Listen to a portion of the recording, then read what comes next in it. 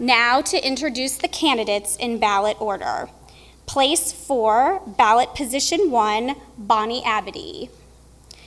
Place 4, ballot position 2, Trustee Lanet Greenhaw. Place 4, ballot position 3, Rachel Chumney. Candidates, you have 1 minute to answer each question. For the first question, we'll begin with Ms. Abadie. And the question is, how have you prepared yourself to serve on the Board of Trustees?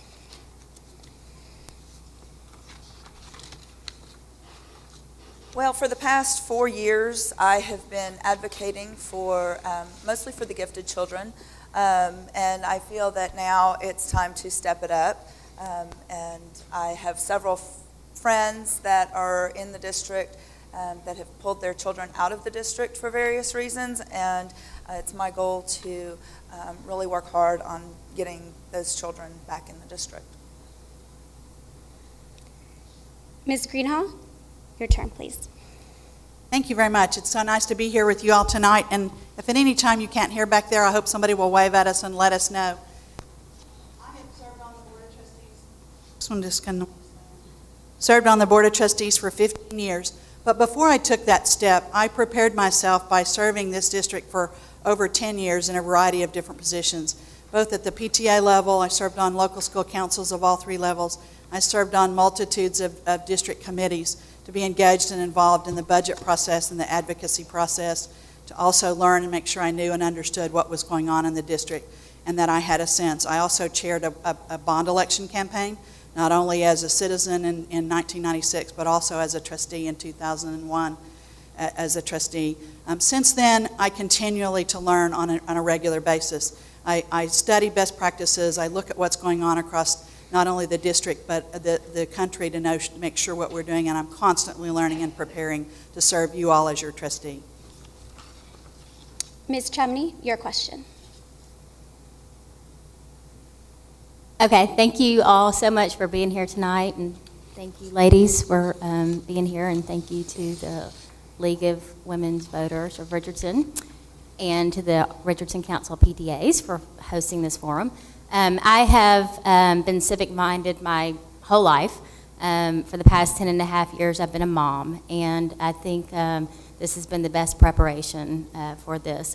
In addition, in the past 2 months, I have given myself a crash course on just about every single thing that you can possibly imagine, and have asked questions and had meetings with taxpayers and parents and administrators and our superintendent, and I have read and read and read and read.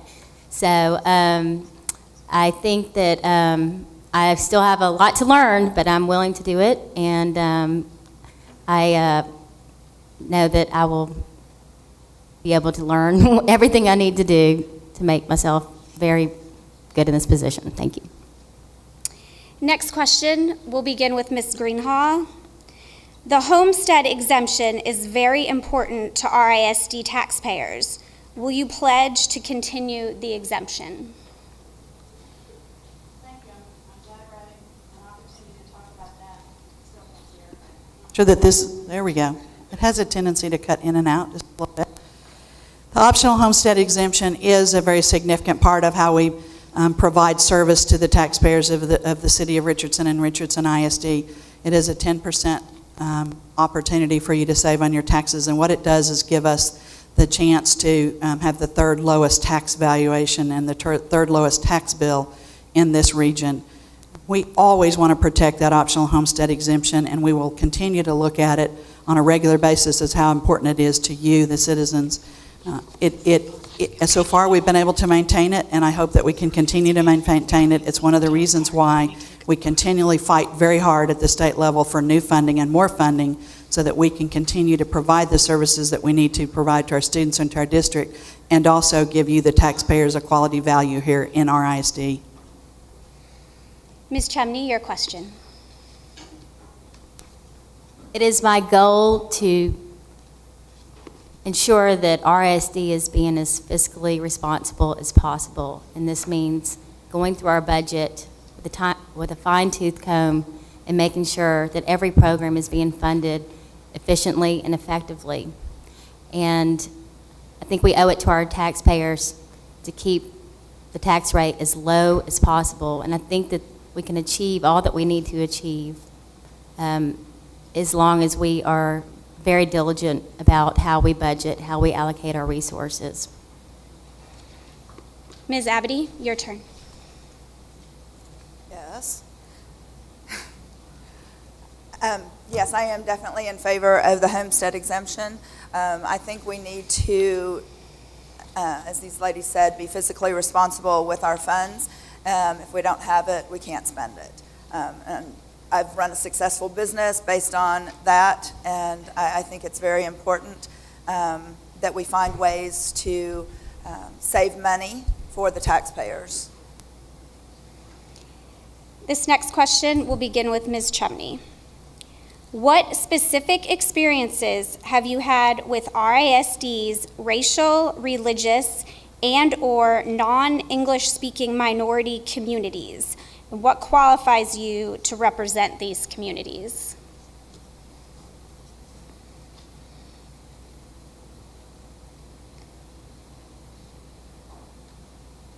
Well, that's kind of a challenging question because, I am of a race and I am of a religion, so I have experience there as far as different races and different religions, and I don't know if you can remind me of the other specific categories or not, but I haven't had a whole lot of experience. We live in a little bubble.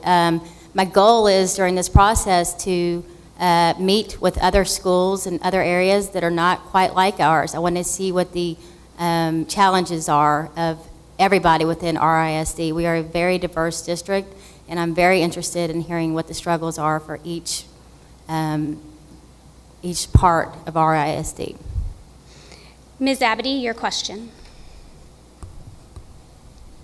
Well, I've subbed in the school district and have had the opportunity to sub in some of the schools that are Spanish speaking, and I think we need to continue to reach out to them in everything that we do. The district I know is providing a lot of information in Spanish and in English, so I think that's a great start, and I do know that a lot of the PTA meetings at some of these schools are in Spanish and English. As far as the other religions in the district, my children were at MST, which is a very high percentage of the Muslim population. And so I think that just by creating a tolerance and a better understanding for the different races and religions, we can better serve those students. Ms. Greenhaw, your question. I've served on the District Religious Practices Committee. That is a hallmark committee that this district has and was the very first one in the country. I've spent several terms serving on that committee itself. I've also represented the Board of Trustees and served on the biracial committee, the District Biracial Committee. I think those experiences are really important in understanding what the issues are. We have a very diverse community. We have a very diverse school district, and that is something that I'm very proud of, and I think it is a hallmark of our district. We celebrate the diversity that we have, and we know that our students, as they engage and be a part of our diverse community, it prepares them for being a part of the rest of the world that is just like us out in the community. So I think part of what we have to do is listen. We have to learn. We have to welcome those communities in a way, learn about what they need and what they want, and how to reach out to them so that we can all work together as a community that cares about our kids and about our students and about our schools. And that's an important part of what we must do to continue to be a celebrated, diverse community. Thank you. This next question will begin with Ms. Abadie. The Newtown shooting incident has raised questions about how to best protect children while they attend school. What is your view of the recent NRA recommendation that school districts provide armed security at each one of its campuses, and what approach do you advocate to protect the students in RISD? I'm not a gun owner, and I know that we have rights to carry guns, and I agree with that right. I choose not to. I do not believe that we need to arm teachers and principals with guns. I'm a firm believer in that.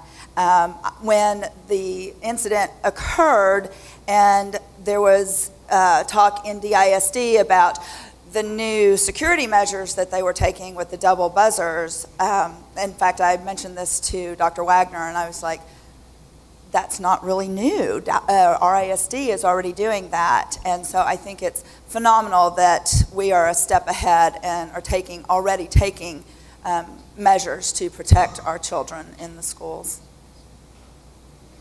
Ms. Greenhaw, your question. Safety and security of our students and our staff and our buildings and our community has to be paramount on what we do on a regular basis. I do not support, however, bringing additional armed guards into our campuses. Right now, on all of our junior high and senior high campuses, we have school resource officers that are trained police professionals, and that is a significant part of making sure that when we bring that kind of security personnel into our building, that they're trained and they know how to react and that they constantly are practicing. We have an extremely aggressive security plan for the district, and we meet on a regular basis with all avenues of security, whether it's police and fire and first responders, hospital, and we have a plan so that everybody in the district knows what to do. The kids know what to do, the students know what to do, the teachers know what to do.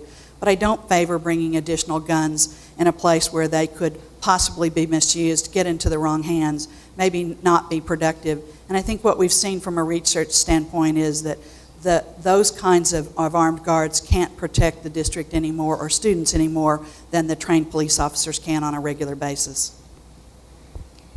Ms. Chumney, your question. I want our children to be safe. This may be controversial, but if that means that our principals need to have guns, I'm for it. If we do not trust our principals with guns, they do not need to be principals at our schools.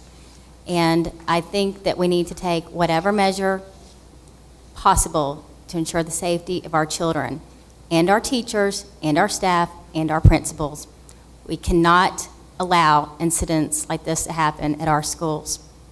We have a right under the Second Amendment, and that we should use it to protect our schools.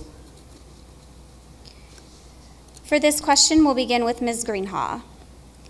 Does the district do enough to identify children with learning differences at early ages?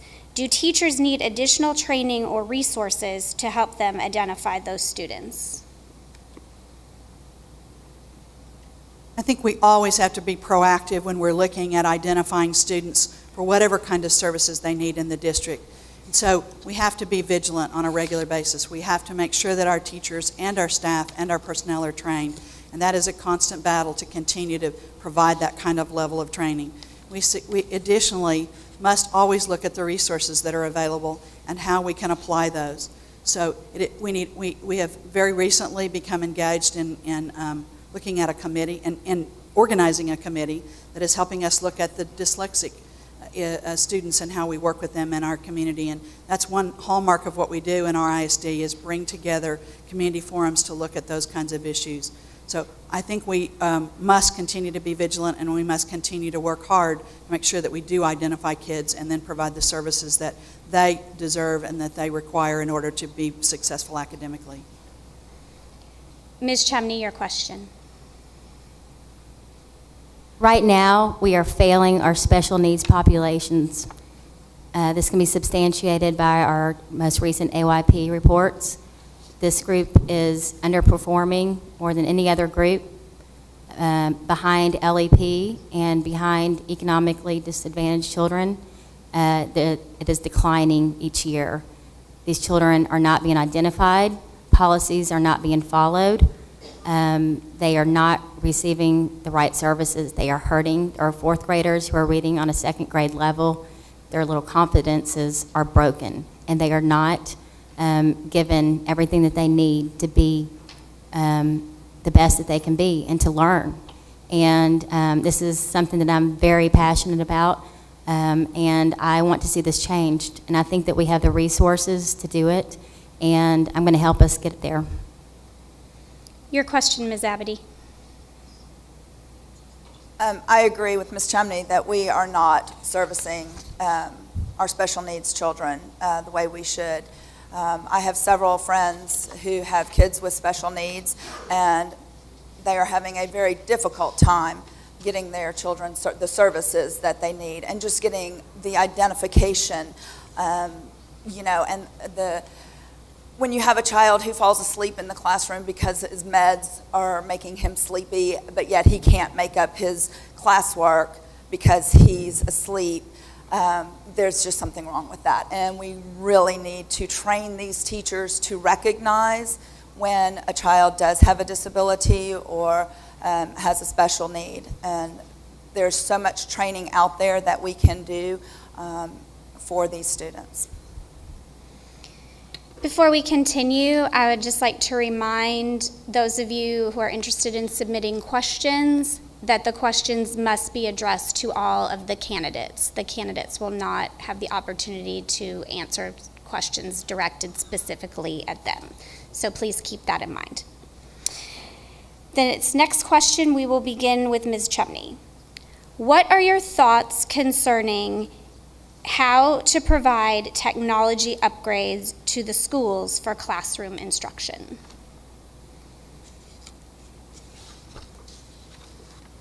This is something that I have to admit I need to learn more about. I'm not sure what we're lacking in this area. I feel like on the elementary level, which I'm most familiar, we're doing okay. I'm not sure about the junior high level and the high school level, but know that we need to keep up with the times, and we need our children to be able to graduate from high school and either move right into the work field or the workforce with the technology, or be ready for college. So this is something that I admit I need to learn more about. Ms. Abadie, your question. Well, my child has the advantage of going to West Junior High, and before that he was at MST when they pulled in the netbooks for all of the children in 4th, 5th, and 6th grade. And next year they will be going to the Google Chromebooks. I have to admit my child knows more about technology than I do.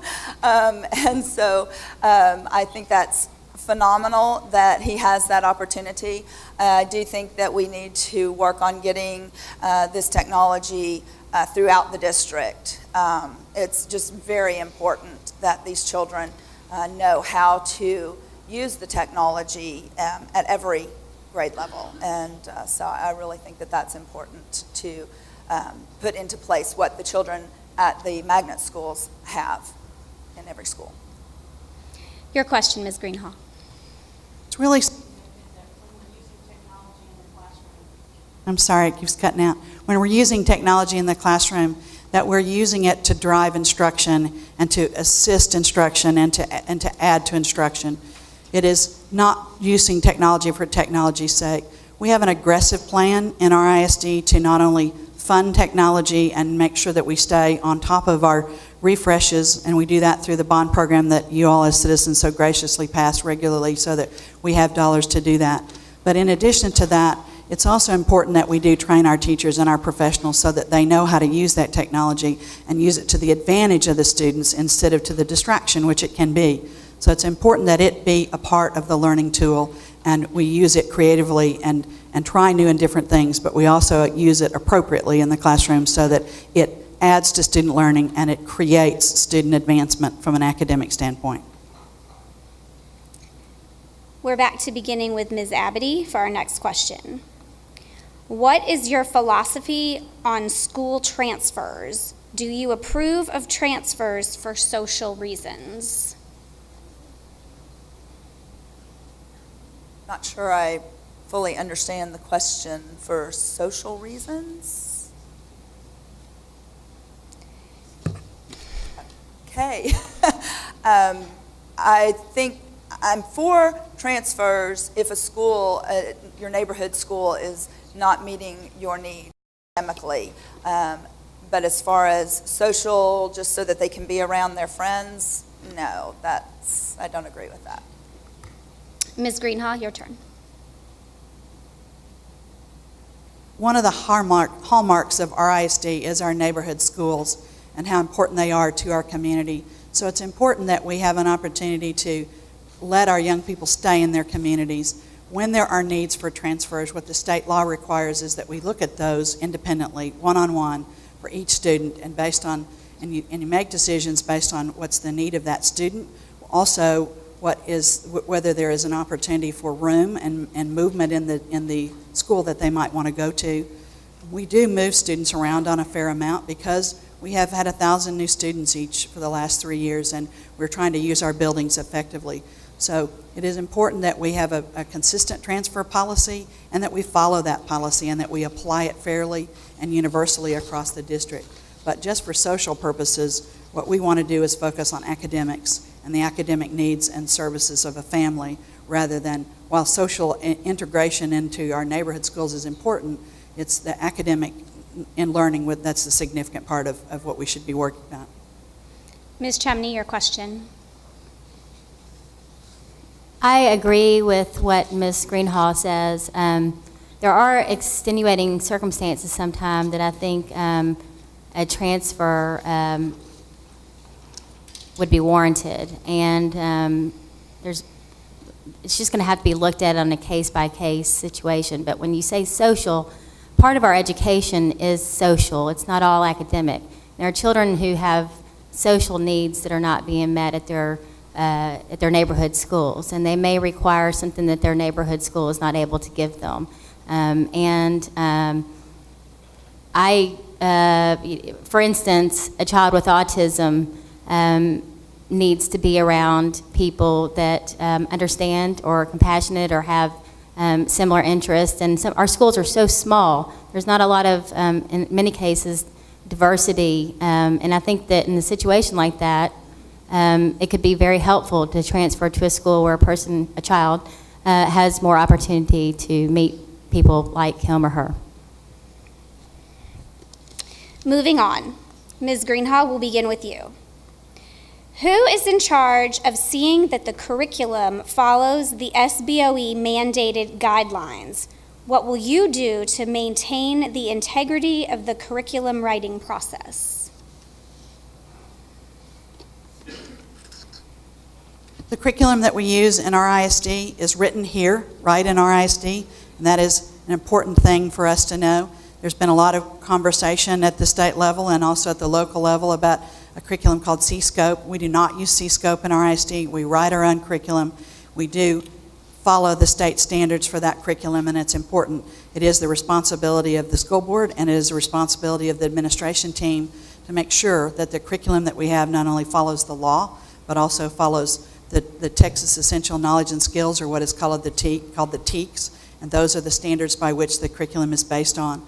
So it is a responsibility that we all hold together and that we take very seriously, and that we make sure that the curriculum that we have is the best for our students and can challenge them on a regular basis.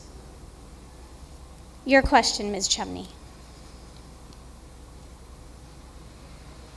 This is a topic that interests me a lot, and I met with Ms. Keeker a couple days ago about this to learn more about how our curriculum is written. And like Ms. Greenhaw says, it is written in-house. We follow TEKS guidelines. We do not use C-Scope. That's a curriculum that I don't think we have any intention of using. And as far as maintaining the integrity of it, we need to make sure that the best people are on these teams that are writing this curriculum. And I would be interested in looking at every word of it myself individually, and to make sure that it's broad and that we are teaching critical thinking and not just facts, and that we are patriotic. Ms. Abadie, your question. I think it is the responsibility of the school board to oversee the curriculum that is used. I know that there are many holes in the curriculum. I know that some of our best and brightest children are being held back, if you will, because the curriculum is so repetitive. And I really think that we need to do more to service the gifted children in this community with compacting the curriculum and just doing a much better job of getting these kids learning. They are special needs kids. They have special needs. Their brains think differently, and we really need to concentrate on getting the curriculum to meet their needs. This question, Ms. Chumney will give the first answer. How many school board meetings have you attended in the past 2 years, and how many board meetings have you been to since you filed for office?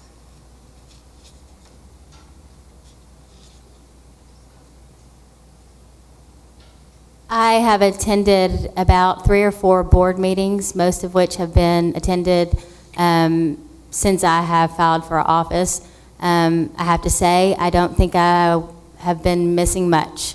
The board meetings are not very interesting. There's not a lot of dialogue. There's not a lot of controversy, and that's why I think nobody shows up for them. If I'm elected to board, they're going to get a lot more interesting. Ms. Abadie, your question. Well, I've been to one.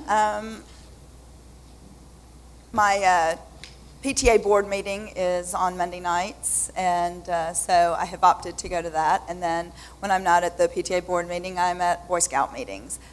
So I'm going to be drastically rearranging my schedule once I get elected. Ms. Greenhaw, your question. Well, it's important that the board work together on a team basis and attend meetings, and it's important that the community come and support those. We meet an average of 22 times a year, and last year in 2012, I attended all 22 of those meetings. This year, I have attended all the meetings that have been scheduled except for one. I was out of town in Austin advocating on behalf of the district and also for my job that I have at the Dallas Chamber, being a full-time person for education policy. In my 15 years of service, I calculated that we have met 396 times, because this question always comes up, so I wanted to know the answer to it. And in 15 years, I've missed 5 meetings. 2 of those were because I had senior children or children who were seniors that had significant programs. 2 were for work reasons, and 1 because my father was in a hospital in and out of town. But it is a significant part of what we do, and I was the only member of this panel that was at our meeting last night that lasted for 5 hours. Moving on, we'll begin with Ms. Abadie. What are your ideas to ensure RISD will recruit and retain high-quality educators and require accountability from them? Well, I think the school district does a phenomenal job with their school teacher job fair, that was the word, in recruiting. I do believe that once they do recruit the high quality teachers, that there needs to be a level of training above and beyond what is required. The gifted children are in the classrooms with their gen ed teachers the majority of the time, yet we're finding that the teachers are not trained on how to teach these children. They're not trained on how to recognize dyslexia. They're not trained on how to recognize the bipolar issues or just the countless number of special needs issues. And there is training out there, and I think that we need to make sure that these teachers are doing their continuing ed in the special needs. Your question, Ms. Greenhaw. The personnel that we have and our human capital is our single most important investment that we have. It takes 85 to almost 90% of our budget on a regular basis, and it is important. And we know that research shows that the quality of the classroom teacher is the single most important impact from a standpoint of how our kids achieve. The quality of the principal and school leadership is the next most important thing. So we must do everything we can in the power that we have to retain, to not only recruit, but to retain the best teachers possible. We need constant training and professional development to keep them abreast. We also need to treat them fairly, and one of my particular goals is to be able to provide them a salary increase this year. We have frozen, because of the budget cuts in the last couple of years, we've frozen our staff salaries for 2 years. And our incredible staff has stayed here and done their job and worked very hard because of the passion that they have. And we now need to treat them fairly and provide them a raise and an increase this year to be able to continue to show how much we value them. That's an important aspect of what we need to do. Ms. Chumney, your question. We need to pay our teachers well. We need to give them flexibility. They need to be held accountable to their principal, not to these mandated, standardized test results. It's ridiculous. The training needs to be ongoing. I am a huge advocate for getting these teachers trained to properly teach children with special needs. They're in every classroom. And this is one of the areas that I think we can improve upon with our special needs populations. And these teachers need to have a good understanding of all of these different learning differences. And, there's 1 in 5 kids has dyslexia. 1 in 50 have autism. 1 in 10 have ADHD. They're in every classroom. The teachers need ongoing training to be able to meet the needs of these children. Ms. Greenhaw, we'll begin with you for this question. What do you feel are the 3 biggest challenges facing RISD and why?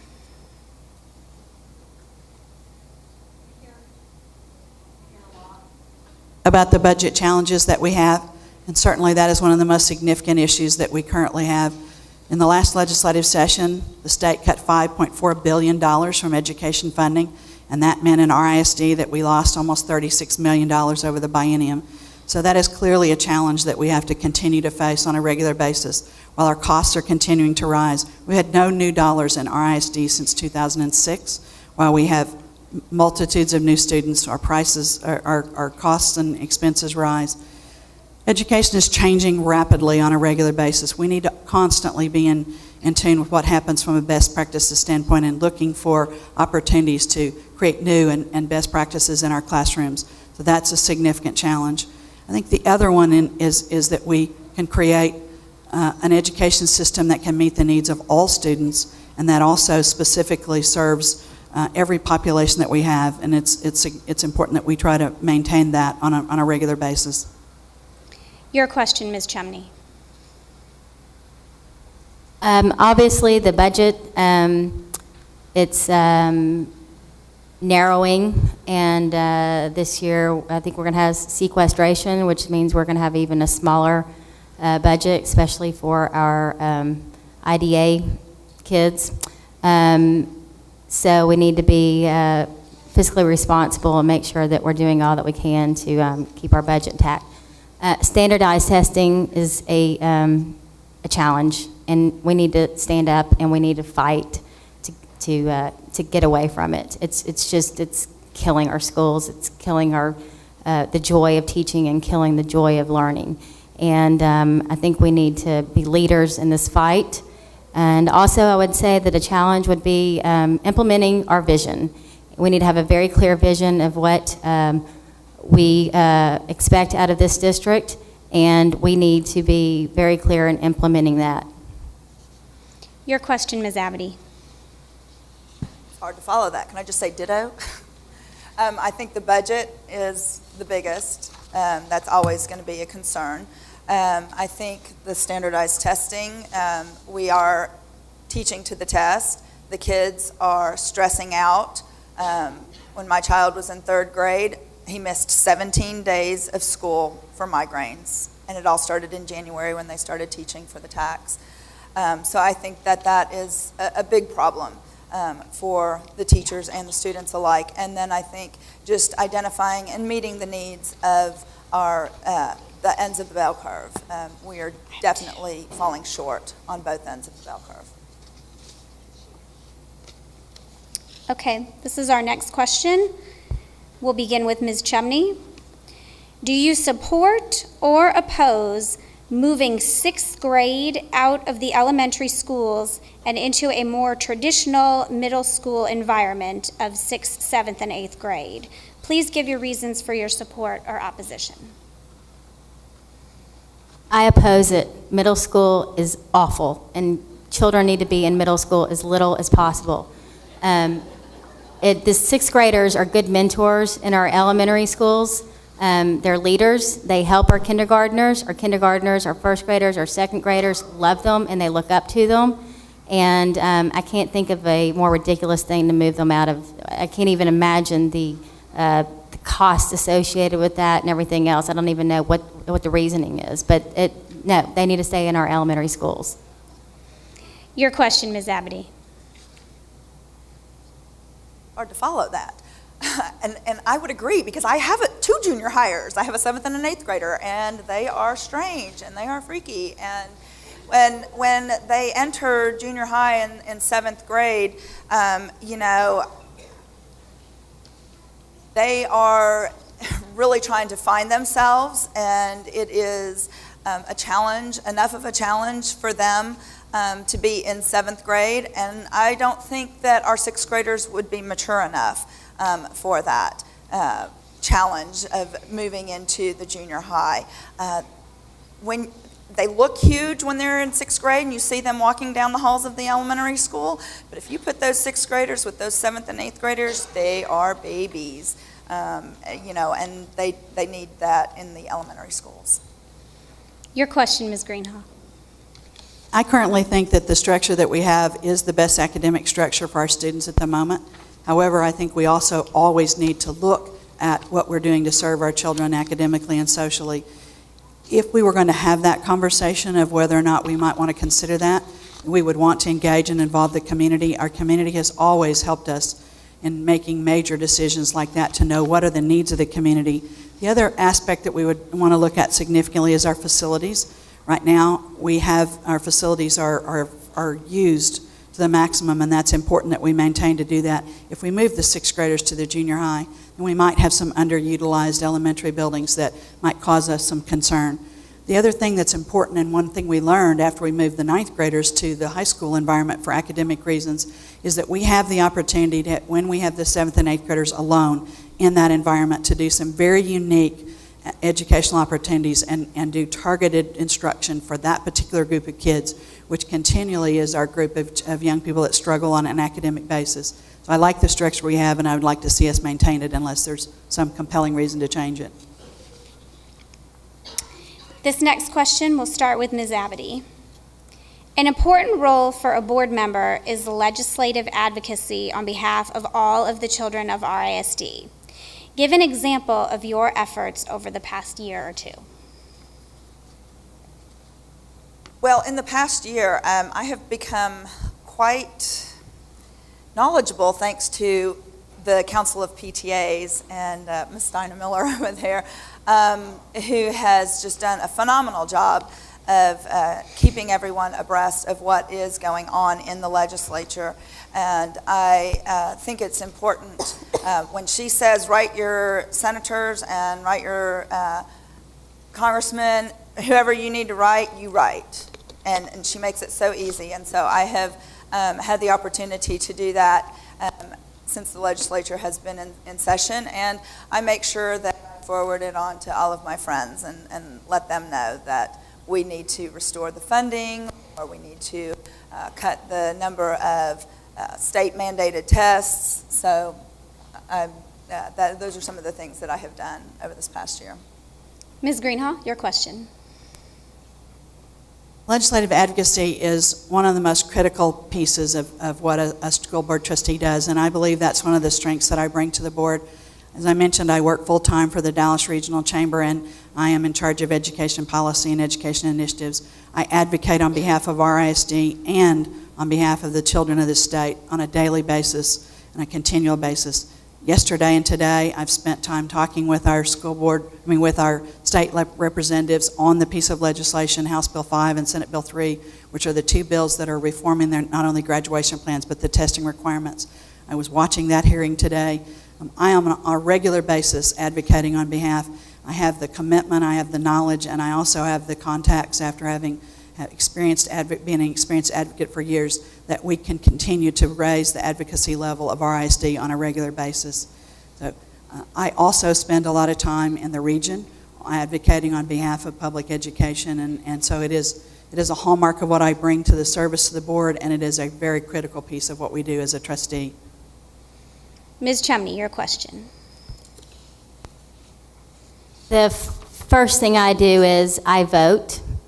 I have voted since I was 18 years old, and I stay on top of things and am committed to using my vote. I stay abreast of everything that's going on in Austin. I'm very interested in everything that happens at the state level and on the national level as far as education goes and other areas. I'm a little bit of a political junkie. Number 3, I would love to go to Austin and do a Mr. Smith goes to Washington type thing. So if I elected this board, I would have a lot of fun advocating for our district. So I hope I have that opportunity, actually. We'll start with Ms. Greenhaw for this next question. What improvements, if any, need to be made to the district's dyslexia program?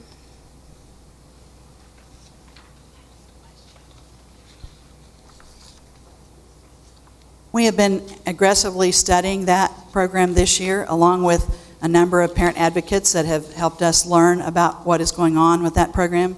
We have a committee specifically that is designed to look at whether the curriculum is the right curriculum, and I believe that we need to continue to focus on that and make a really solid decision on if the program that we have is the best one or whether we need to make changes. We certainly have a strong series of or a strong group of parent advocates in the district right now that are engaged and involved, and continue to listen to them and learn from them and make sure that they have an opportunity to continue to be engaged and involved.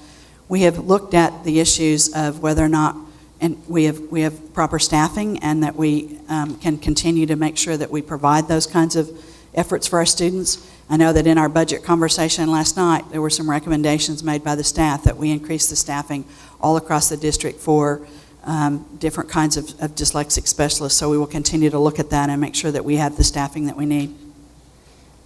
Your question, Ms. Chumney.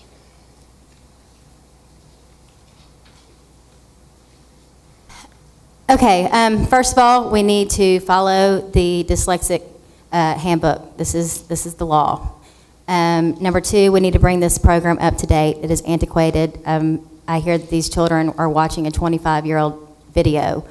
Number 3, we need to screen for these children at a very early age, and we need to identify them. And if identified, we need to offer them services. They need to. We need to have a dyslexic expert in every single ARD meeting that can facilitate the 504 and IEP. And we need to make sure that our teachers are trained so that they can handle the needs of these children. Your question, Ms. Abadie.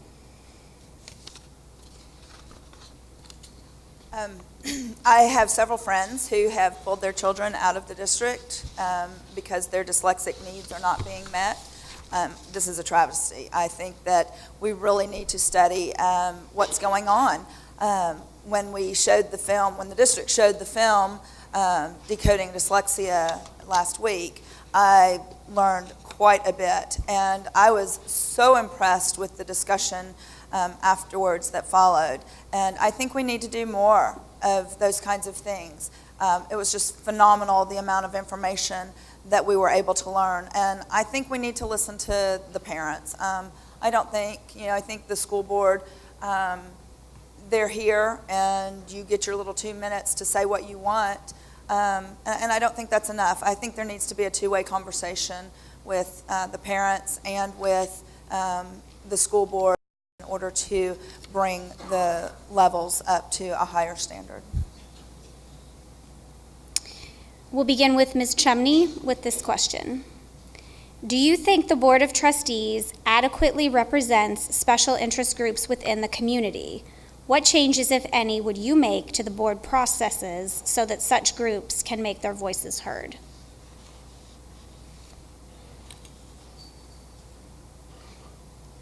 Well, as a parent, I think it's hard to feel like your voice is being heard. And if I were elected to the board, I would hope to be a liaison between the board and the parents. They are fundamental in this entire educational process. They know what their child's needs are, and they need to be part of the team.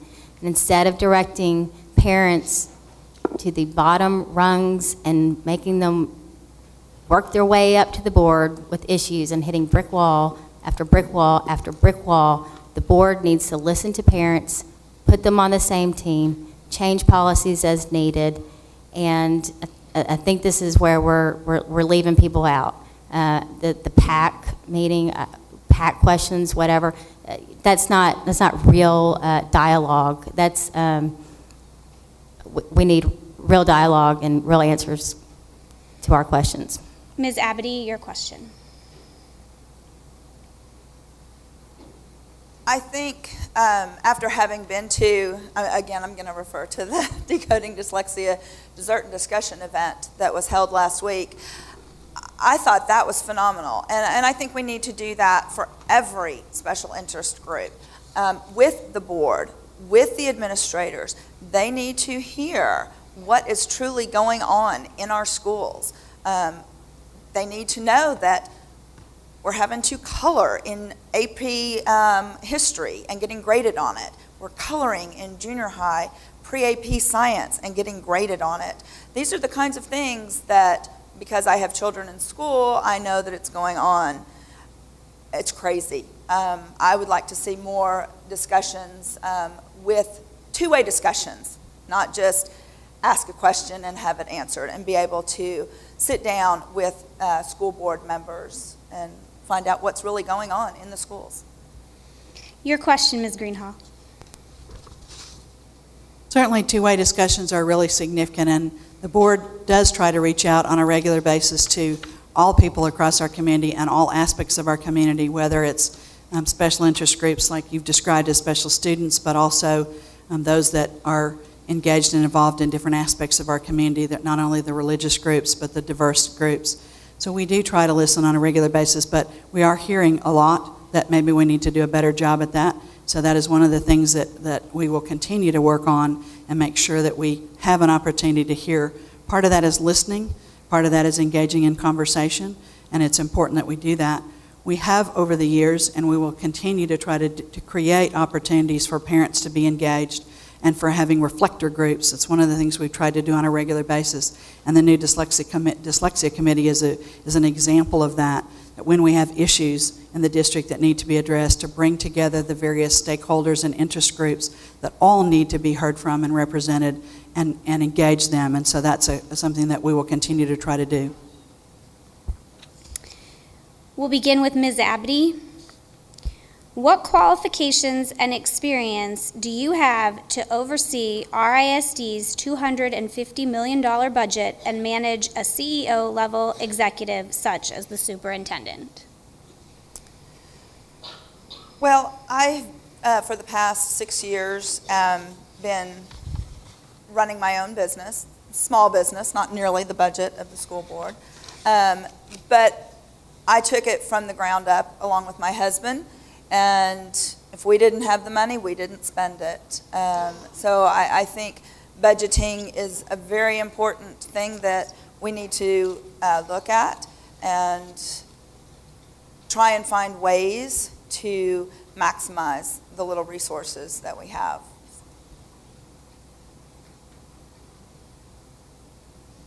I'm sorry, Ms. Greenhaw, your question. Having had a deep amount of history and service to this district, that is one of the categories that gives me a special opportunity to know and understand what the budget is. We have a $250 million business that is important that we run. It must be responsible to the taxpayers. It must be responsible to the citizens.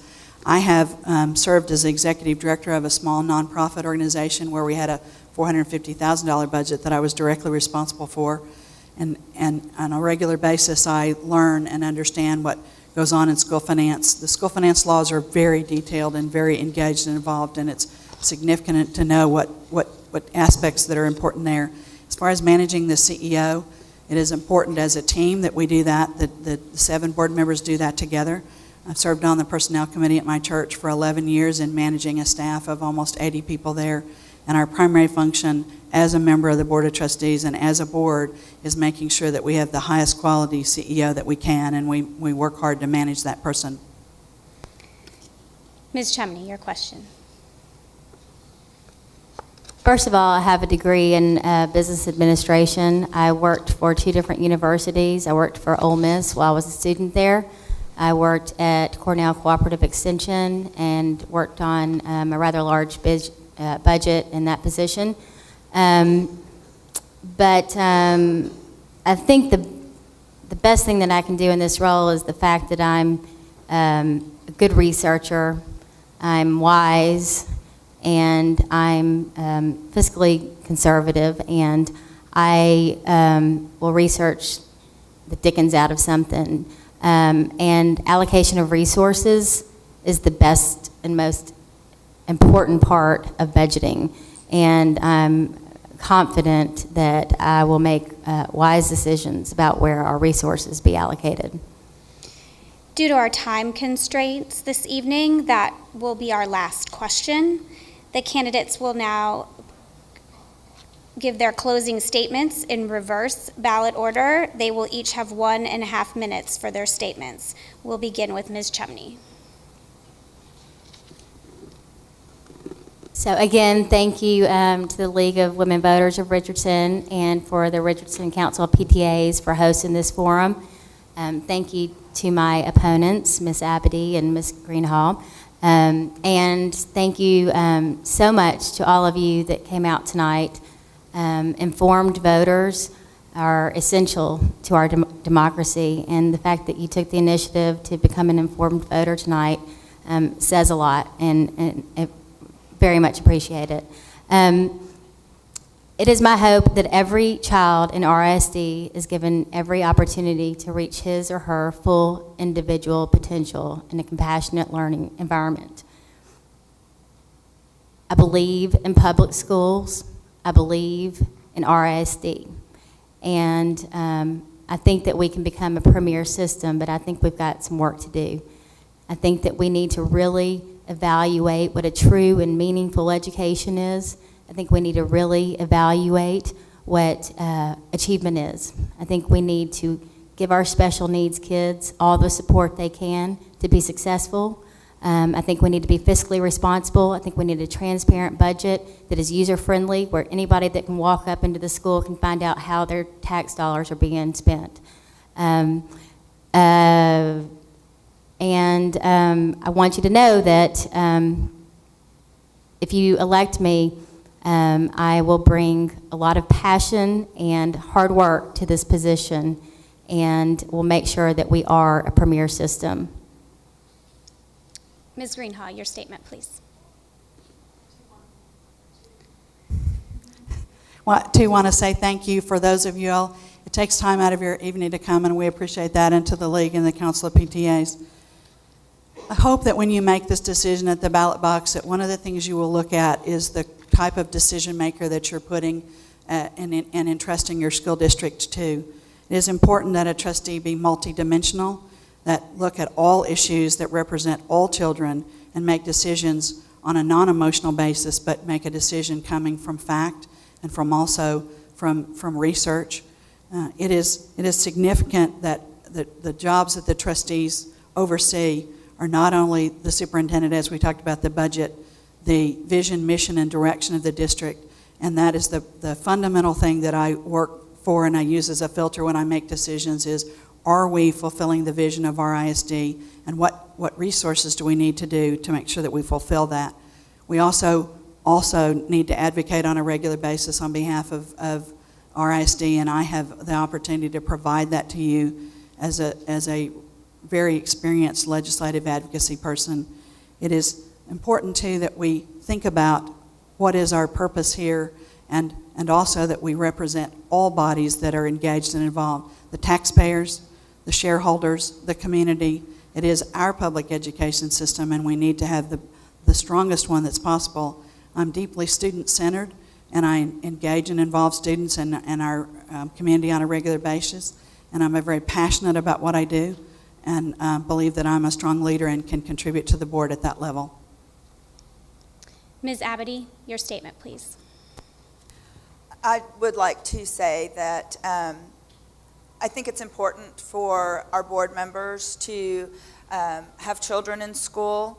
I have a 7th and 8th grader, as I said. We are in the district for the next 5-6 years. I know what's going on. I know the curriculum. I have taught in the classrooms as a substitute teacher. I know the curriculum. I know the TEKS. I've taught special needs. I've taught gen ed classes. I have gifted children. I think I am a good advocate for all of the students in the district, and I would like for us to just really challenge these children who need the challenge and help the children who need help. It's been a passion of mine since I started the parent support group, Richardson Gifted, 4 years ago, and I have been advocating for the gifted child, and now it's time to move on and see if I can make some changes for all of the children in the district. Thank you, ladies. Let's give our candidates a round of applause.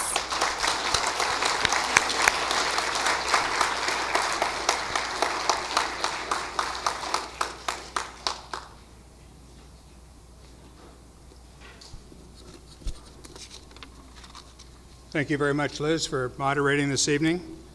Moderating a forum can be a daunting task, and you did a wonderful job this evening. Thank you again. Thank you for your time. Thank all of you for your time in coming this evening and participating in our discussion. We thank you for your attendance and for your attention to the candidates. Please note the early voting locations that are on the back of your bulletin, and if you do your early voting at the Richardson Civic Center, I'll see you at the polls.